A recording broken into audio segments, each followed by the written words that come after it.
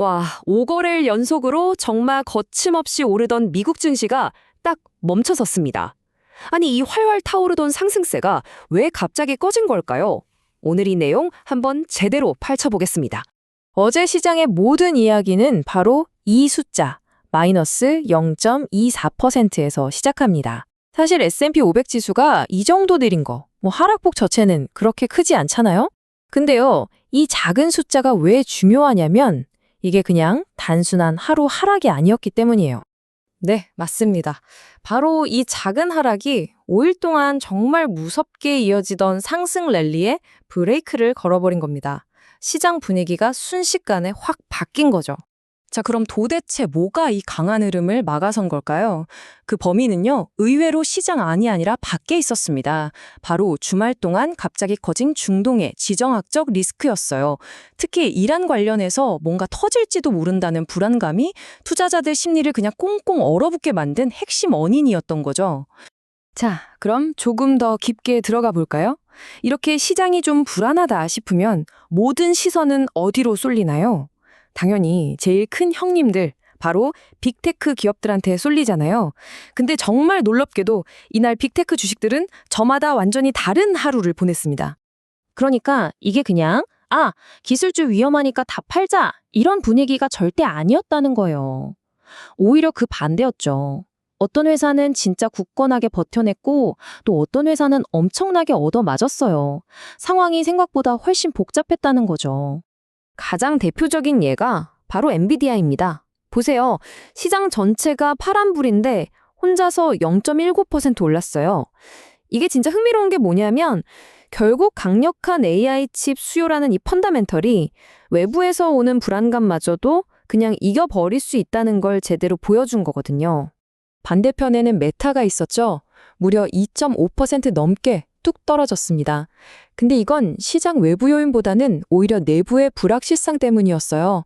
언론에서 나온 구조조정 계획 관련 보도가 투자자들한테는 상당한 노이즈로 작용한 거죠. 자, 이 표를 한번 보세요.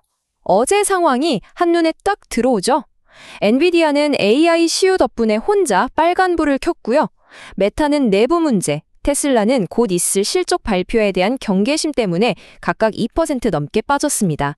알파벳도 꽤 크게 하락했는데 이건 최근에 너무 많이 올랐으니까 이익 실현하려는 매물이 쏟아져 나온 영향이 컸어요.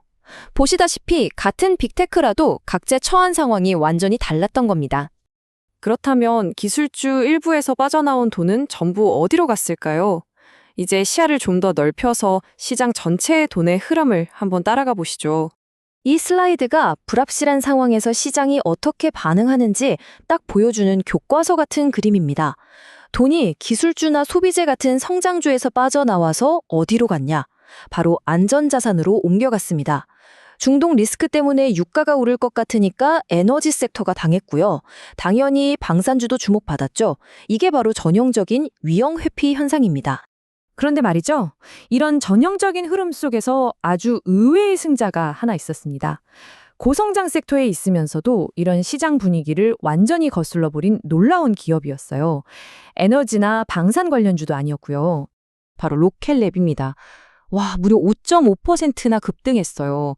이건 그날의 지정학적 이슈랑은 정말 아무 상관없이 오로지 상업용 우주산업이라는 이 특정 분야에 대한 시장의 기대감이 얼마나 강력한지를 보여주는 아주 인상적인 결과였죠.